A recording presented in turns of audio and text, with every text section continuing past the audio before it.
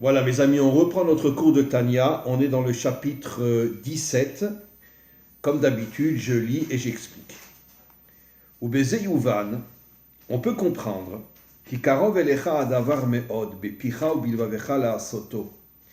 Il y a un verset qui dit Kikarov elecha adavar meod. En vérité, la Torah est très proche de nous. Je vais expliquer. Bepicha, elle est dans ta bouche. Ou bilvavecha, elle est dans ton cœur. La soto, pour que tu la réalises. Alors, en vérité, nos maîtres disent que le monde a été créé avec la Torah. Qu'est-ce que cela veut dire? Évidemment, aujourd'hui, il y a tellement de religions dans le monde qui sont complètement déconnectées de la Torah, mais le verset dit « Kikarov elecha adavar meod » La Torah est très proche de nous. Comme disent nos maîtres, le monde a été créé avec la Torah. Qu'est-ce que ça veut dire? Ça veut dire que l'intériorité du monde, c'est la Torah. C'est ce qu'on appelle le Or HaGanuz, la lumière cachée. Bien sûr, 99,9% de l'humanité est complètement déconnectée de cette lumière. Et à plus forte raison, déconnectée de la Torah. Parce que, évidemment, tous les dictateurs de ce monde ont créé des nouvelles religions qui refusent complètement le moindre lien avec la Torah. N'oublions pas, je l'ai déjà dit des milliers de fois, que quand Dieu a proposé la Torah à Israël, il l'a proposé aussi aux 70 nations adamiques descendants de Adam et Ève. Ça veut dire qu'en vérité que tous les descendants d'Adam et Ève méritaient de recevoir la Torah.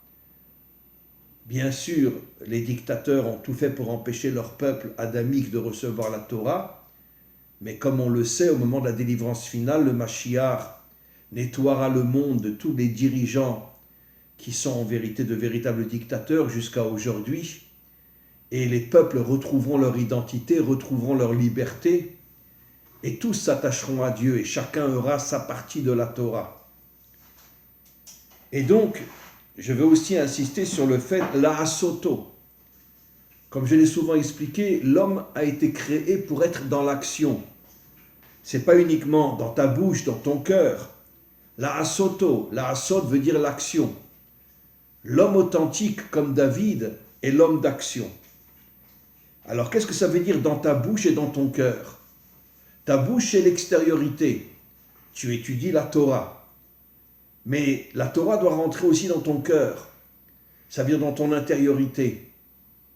Tu ne te contentes pas uniquement de parler de la Torah, mais tu dois ressentir dans ton cœur la Torah elle-même. Et la dernière phrase, la asoto. En vérité, l'action, c'est l'union entre l'extériorité et l'intériorité. Quand je parle de l'action, je parle d'une action propre, d'une action juste, d'une action authentique. Comme un homme qui travaille et qui n'a aucune corruption. Ça veut dire qu'il est propre dans son travail, il est juste dans son travail. Évidemment, on peut les compter sur les 5 doigts de la main, les gens qui sont comme ça dans ce monde. Mais malgré tout, il y en a un peu plus que 5, évidemment. Mais quoi qu'il en soit, la grande majorité aujourd'hui sont complètement corrompus, même s'ils vont à l'église, même s'ils vont à la synagogue. Quand ils rentrent après dans leur bureau, ils se comportent comme tout le monde. Ça veut dire, j'insisterai pas.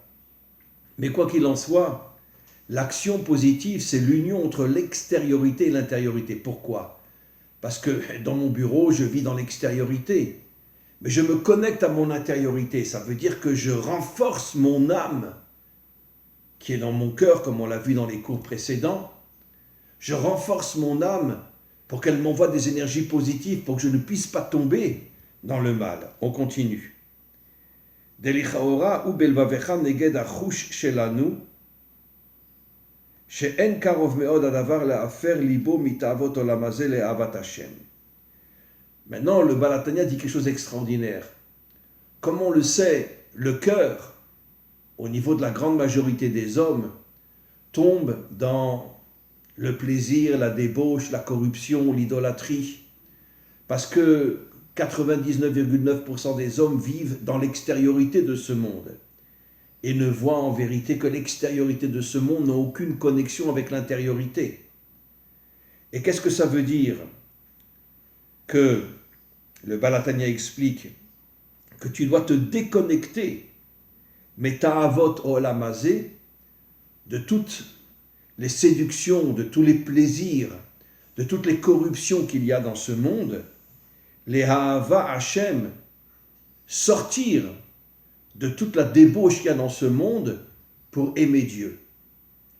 Be'emet, avec authenticité, avec sincérité. Je voudrais rebondir un petit peu sur cette phrase, aimer Dieu d'une manière qui est sincère.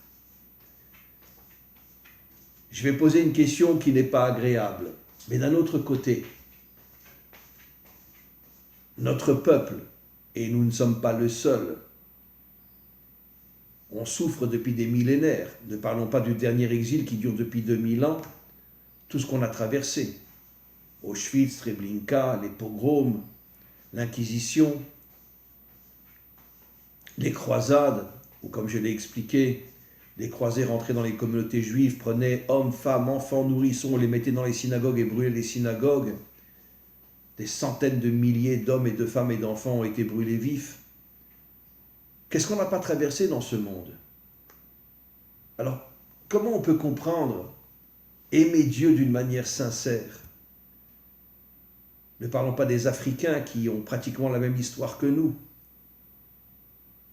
Et même au niveau des peuples, la guerre de 100 ans, pendant la Deuxième Guerre mondiale, 50 millions de personnes sont mortes. Alors, où est Dieu? Qu'est-ce que ça veut dire? Vous savez qu'après la Shoah, 99% de ceux qui ont été dans la Shoah étaient des Ashkénazim. Ils ont tous abandonné Dieu après. Ils ne pouvaient plus imaginer que Dieu existe. Et d'une certaine manière, je peux les comprendre. Celui qui était à Auschwitz, je peux comprendre qu'en sortant d'Auschwitz, il se dit Dieu n'existe pas. Heureusement que le rabbi a envoyé des messagers dans le monde entier pour ramener les gens. Il est arrivé à en ramener énormément. Mais d'un autre côté, si le rabbi n'avait pas envoyé ses messagers, aujourd'hui, peut-être qu'il resterait 2 ou 3 juifs authentiques dans notre peuple. Alors, la question est comment qu'on peut aimer Dieu d'une manière sincère, émette? Alors, je vais expliquer. Dans le mot émette, les 2 dernières lettres font allusion à la mort. Et la mort, c'est la séparation entre l'intériorité et l'extériorité, entre l'âme et le corps. Et le mot Aleph, qui est la première lettre, fait allusion à l'unité entre le monde d'en haut et le monde d'en bas. Le Yud d'en haut, le Yud d'en bas et le Vav, qui réunit le monde d'en haut avec le monde d'en bas. Et à ce moment-là, ça fait le mot Émet, c'est-à-dire l'unité entre l'intériorité et l'extériorité. La différence entre la séparation entre l'intériorité et l'extériorité. Maintenant, qu'est-ce que représente la première lettre? Nos maîtres disent qu'elle représente la Emouna. C'est quoi la Emouna? La Emouna est une qualité qui est dans l'âme, qui est au-dessus de la compréhension. Ça veut dire que, effectivement, au niveau de notre intelligence, jusqu'à la délivrance finale au moins, on a du mal à comprendre tout ce qui se passe dans le monde.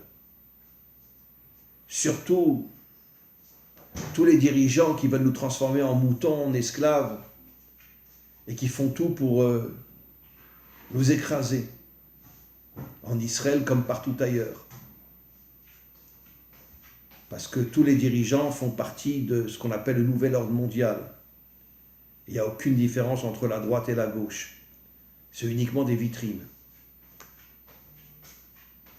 Alors, c'est sûr qu'au niveau de notre intelligence, quelqu'un peut comprendre ce qui s'est passé à Auschwitz, quelqu'un peut comprendre tous les massacres qu'il y a eu, les pogroms, les croisés qui ont brûlé vifs, hommes, femmes, enfants, nourrissons, dans toutes les synagogues en France. L'Inquisition, on peut comprendre, les gens étaient brûlés vifs. Au niveau de notre intelligence, on ne peut rien comprendre. On comprendra un jour, au moment de la délivrance finale. Mais c'est quoi la Emouna? La Emouna est une force que Dieu a donnée dans l'âme qui nous permet de s'élever au-dessus de notre intelligence et d'avoir confiance en Dieu. Je ne le comprends pas. Je ne peux pas le comprendre. Mais cette force qui est dans mon âme me permet une connexion avec Dieu, qu'on appelle la Emouna, qui me permet de mettre de côté mon intelligence. Ça va, je ne comprends rien. Mais je sais qu'un jour, je comprendrai ce qui s'est passé dans ce monde. Dieu me donnera des réponses. Évidemment, comme moment de la délivrance, il y aura un débat énorme entre Dieu et l'humanité tout entière.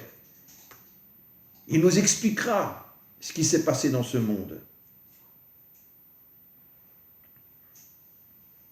Et à ce moment-là, le cerveau va s'élever à un niveau tellement haut, qui sera au niveau de la Bina, qu'on comprendra ce qui s'est passé dans ce monde. Et on dira à Dieu, merci. Merci. On comprend ce que tu as fait dans ce monde. Merci. Aujourd'hui, c'est impossible de dire merci. Comme le rabbi de Lubavitch disait, que celui qui ose dire que la Shoah c'est à cause de nos fautes, il n'a rien compris. La Shoah est complètement au-dessus de notre compréhension. Complètement au-dessus de notre compréhension. Elle n'est pas liée à nos fautes. Pourquoi il y a eu la Shoah? On le comprendra au moment de la délivrance finale. On continue. Il est dit dans la Gemara, dans le Talmud, Atu yir'a milta zutrati'i, vechol sheken ha'ava. La crainte de Dieu est en dessous l'amour de Dieu. Il dit dans le Talmud. Parce que, quelle est la différence entre la crainte de Dieu et l'amour de Dieu? D'ailleurs, il est dit dans le Shema Israël, à plusieurs reprises, Ve'ahavta et Hashem Elokecha bechol levavecha ou bechol nafshecha ou bechol meodecha. Tu aimeras Hashem ton Dieu avec ton âme, avec ton cœur, de toutes tes forces. Il n'est pas dit tu craindras Dieu. J'explique. Nos maîtres disent que la crainte de Dieu, c'est ne craindre que Dieu. C'est-à-dire de ne pas avoir peur de tout ce qui se passe dans ce monde. Grâce à quoi? Grâce à la Emouna, comme je viens d'expliquer. Mais la crainte de Dieu, malgré tout, est en dessous l'amour de Dieu. Parce que qu'est-ce que ça veut dire l'amour de Dieu? Je ne te comprends pas. Mais grâce à la Emouna, j'ai une connexion à toi qui fait qu'un jour, je sais, je comprendrai tout ce que tu as fait dans ce monde. Et j'attends avec impatience le moment de la délivrance pour que tu puisses expliquer à l'humanité tout entière ce qui s'est passé dans ce monde. Exactement comme un enfant. Un enfant peut craindre ses parents, mais un enfant authentique aime ses parents plus qu'il les craint. Dans le couple aussi. Évidemment qu'il y a un respect dans le couple, quand c'est un couple authentique. Mais l'amour est bien au-dessus du respect. Ça veut dire que l'amour, en vérité, je vais expliquer quelque chose d'extraordinaire.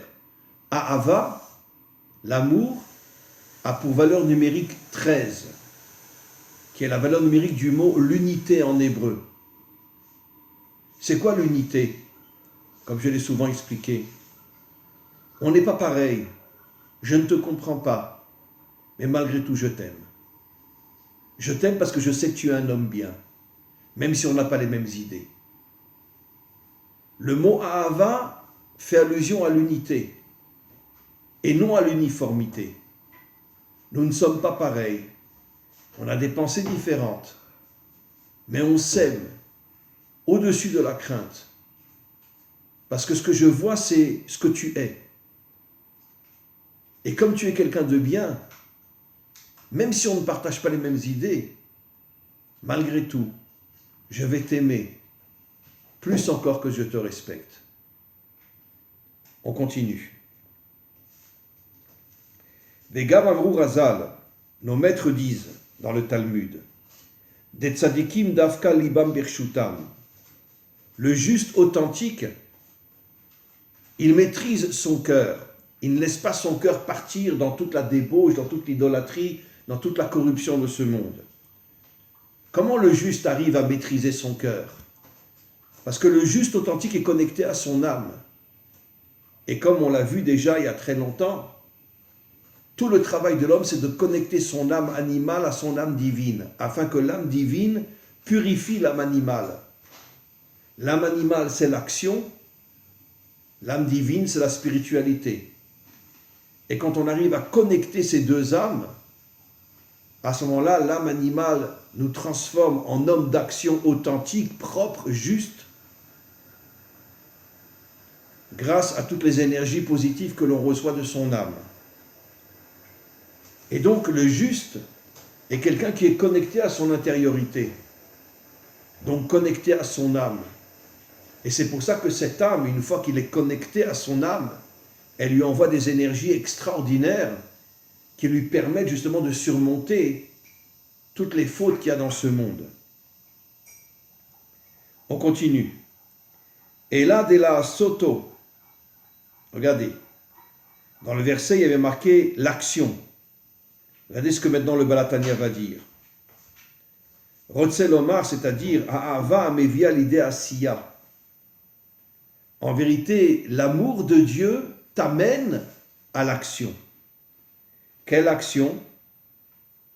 Asiya a mitzvot bilvad, ça veut dire les commandements divins. Quand je dis les commandements divins, ce n'est pas uniquement mettre les tefilines. Pour moi, le plus grand de tous les commandements divins, et un jour tout le monde le comprendra, c'est quand on est dans son bureau et qu'on est un homme propre, un homme authentique. Quelqu'un vient te soudoyer, tu lui dis non, va-t'en, ça ne m'intéresse pas. Ça, c'est la mitzvah authentique. La mitzvah authentique, ce n'est pas uniquement mettre les tefilines, bien que c'est une mitzvah très importante. La mitzvah authentique, c'est je suis dans ce monde et je ne tombe pas. Ça, c'est la mitzvah authentique. Comme le roi David, qui toute la journée était sur un cheval avec une épée pour se battre contre tous les méchants de ce monde. Ça, c'est la mitzvah authentique. Être dans l'action, être un homme propre. On continue. Donc, l'amour authentique nous amène à l'action. Shei reuta deliba, shebeta alumot alev. Grâce à quoi on peut avoir une action propre? Grâce au fait qu'on est connecté à notre intériorité qui nous dégage des énergies qui vont nous permettre de surmonter toutes les tentations de ce monde. Gam ki eina beitgalut libo. Magnifique. On ne parle pas de la connexion avec l'extériorité du cœur, mais avec l'intériorité du cœur. Kerash pe'esh, comme une flamme qui brûle à l'intérieur de nous. Et cette flamme nous permet justement de brûler toutes les saletés qu'il y a dans ce monde. Bien sûr, ce n'est pas à prendre à la lettre, ce n'est pas une flamme qui est dans notre cœur. Mais pourquoi le Baal HaTanya l'appelle la flamme? Pour nous faire comprendre que la flamme brûle tout ce qu'il y a de mal dans ce monde. Malheureusement, aujourd'hui, on brûle le bien, parce que le monde est dans l'extériorité. Mais le juste authentique brûle le mal. C'est-à-dire, il détruit le mal grâce à sa connexion avec son intériorité. Vedavarze karov me'od. Venakel echol adam asher yesh lo moar bekatkado. Tout homme qui a la sagesse, qui comprend que Dieu est dans ce monde, même s'il ne comprend pas ses actions, qui a une émouna inimaginable, qui mocho bershuto, parce que le mohar de l'homme peut être utilisé par l'homme, viachol leitbonen, et il atteint la bina. L'idbonen vient du mot bina. Et la bina est une intelligence qu'on pourrait appeler une intelligence divine, qui est complètement au-dessus de ce monde et qui nous permet justement à la fois la connexion avec Dieu et la connexion avec ce monde sans tomber. Kechol asher yarpot. Et l'homme à ce moment-là agit dans ce monde d'une manière propre. Uksheitbonen bo begdulat ensof baruchu. Et quand l'homme prend un temps tous les jours dans l'étude de la Torah ou tout simplement en pensant à Dieu, quand l'homme pense à Dieu, Mimele yolid bemocho al kol panim ha'ava l'Hashem, il fait naître dans son cerveau et dans son cœur, il fait naître l'amour de Dieu. Parce qu'évidemment, la grande majorité des hommes sont déconnectés de Dieu. Surtout dans le monde du travail, surtout dans le monde de l'extériorité. Mais quand un homme prend tous les jours le temps de penser à Dieu, soit penser à Dieu réellement, soit en étudiant la Torah d'une manière authentique, d'une manière sincère, à ce moment-là, en se connectant à Dieu, il fait rentrer des énergies extrêmement positives dans son être qui lui permettent de surmonter toutes les fautes qu'il y a dans ce monde. Uldaf Kabo, il se colle à Dieu. Bekiu mitzvotav, en accomplissant les commandements divins. Comme j'ai expliqué, les plus grands des commandements divins sont précisément dans ce monde et ne pas tomber. Vetorato, tous les jours il consacre un temps pour l'étude de la Torah. Vezekola Adam, et c'est ça l'homme authentique. Kol à Adam. Ça veut dire que tout son être est rempli de Dieu, de la Torah, des commandements divins, de la propreté, de la justice, de la droiture. Ça, c'est l'homme authentique. Ki hayom la sotam. On est dans ce monde pour agir et pas uniquement pour penser et uniquement étudier. L'étude fait rentrer en nous des forces qui nous permettent d'être dans ce monde et de ne pas tomber. Ça, c'est l'étude de la Torah authentique. C'est pour ça qu'aujourd'hui, on vit dans un monde complètement bouleversé, complètement à l'envers, où tous les dirigeants religieux nous font croire que tu veux être un bon juif, étudie la Torah. Non, non, non. L'étude de la Torah fait rentrer en nous des énergies qui nous permettent d'être dans ce monde et de ne pas tomber. Ça, c'est l'homme authentique. Et pas uniquement celui qui est toute la journée en train d'étudier. Ce n'est pas du tout un homme authentique. Et c'est ce qu'on verra au moment de la délivrance finale. Donc, comme j'ai déjà expliqué, tous les lieux de culte seront fermés. Et où Dieu se révélera? Dans le bureau d'un homme authentique. C'est là qu'il se révélera. Et c'est là qu'on priera. Dans le bureau, pas dans la synagogue. Pourquoi? Parce que justement, il y aura un lien entre le monde d'en bas et le monde d'en haut. Et c'est ce que Dieu veut. Comme il est dit dans le Midrash, Nitava Akadosh Borou Liotlo Dira Batartonim, Dieu veut résider dans le monde d'en bas. C'est quoi le monde d'en bas? C'est la synagogue, mais pas du tout. Le monde d'en bas, c'est le lieu du travail. C'est le monde extérieur, où l'homme se connecte à son âme et est d'une propreté inimaginable. C'est pour ça qu'il est dit Ki hayom le'asotam. Aujourd'hui, dans ce monde, ce que Dieu veut, c'est l'action. Chtiv shayom u olam amaase. C'est à pleurer ce que dit le Balatania. Il dit ce monde est le monde de l'action. Pas uniquement le monde de l'étude, pas uniquement le monde de la prière. Regardez ce que dit le Balatania. Ou Olam Ha'maaseh, ce monde est le monde de l'action d'Afka, précisément. Ve'amoar shalit betiv'o ve'toldato al-chal al-smali. Quand un homme a la sagesse grâce à l'étude de la Torah, il arrive à surmonter tous les mauvais côtés qu'il y a dans ce monde. Ve'al kol ha'evarim, et il surmonte son corps pour ne pas le laisser tomber. She'em kli ha'ma'aseh, parce que le corps c'est l'action, et tout le travail de l'homme c'est d'amener le corps dans la propreté et non dans la saleté. Imlo mishe'u rasha, malheureusement, il y a une majorité de méchants dans ce monde. Shareshoim embershut libam, les Réchaïm tombent complètement dans toutes les séductions et tous les désirs de leur cœur. Ils n'ont pas la maîtrise du cœur. Veze onesh al godel ve'otsem avonam, et finalement ils seront tous punis de toutes les fautes qu'ils ont commis. Velo dibra Torah bemetim, la Torah ne parle pas des morts. C'est qui les morts? C'est tous les animaux qu'il y a dans ce monde, qui ne sont plus des hommes, comme disent nos maîtres. Un homme qui tombe dans la faute n'est plus un homme, et on l'appelle un mort. Dans le Talmud, on appelle un homme qui faute, on l'appelle un mort.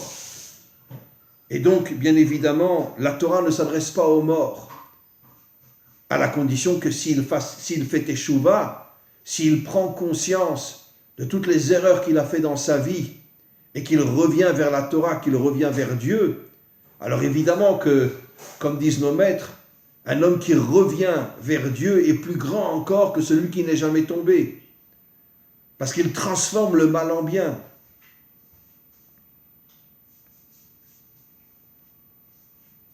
Le méchant ne peut en aucun cas servir Dieu. À moins qu'il fasse teshuva, à moins qu'il revienne vers Dieu. À la avar trila, qu'il change son passé, les shaber aklipot, qu'il casse toutes les saletés dans lesquelles il est tombé, qui sont en vérité ce mur qui nous sépare de Dieu. J'ai pas de mots. J'avoue franchement qu'à chaque fois que je fais un passage dans le Tanya, je vous révèle la vérité, je retiens mes larmes parce que je vous dirai très, très sincèrement que Chabad, c'est pour moi l'une des énergies les plus incroyables qu'il y a dans ce monde. Quelque chose d'inimaginable. Quelque chose d'absolument incroyable. C'est pour ça aussi que j'ai recommencé les Mahamarim du Rabbi, qui sont des Mahamarim tellement extraordinaires, tellement incroyables. En tous les cas, mes amis, réfléchissez bien sur ce qu'on a dit aujourd'hui, des choses absolument incroyables. Et ce qui me bouleverse le plus, c'est combien de fois le Baal HaTanya répète que dans ce monde, la priorité c'est l'action. L'action propre, l'action juste, l'action droite. Et d'ailleurs, tous les rabbis de Lubavitch étaient des hommes d'action. Ce n'étaient pas uniquement des hommes qui étudiaient toute la journée. Et peut-être le plus grand de tous, c'est le rabbi de Lubavitch, le dernier rabbi, qui toute sa vie était un homme d'action inimaginable. Tous les dimanches, il recevait des milliers de personnes. Il envoyait des messagers dans le monde entier pour pouvoir ramener les gens vers la Torah. Ne parlons pas de toutes les conversions qu'il y a eu aussi, grâce à Chabad, grâce au Lubavitch. Mais Kitsour, merci au Baal HaTanya de nous donner cette vérité authentique de la Torah. Merci.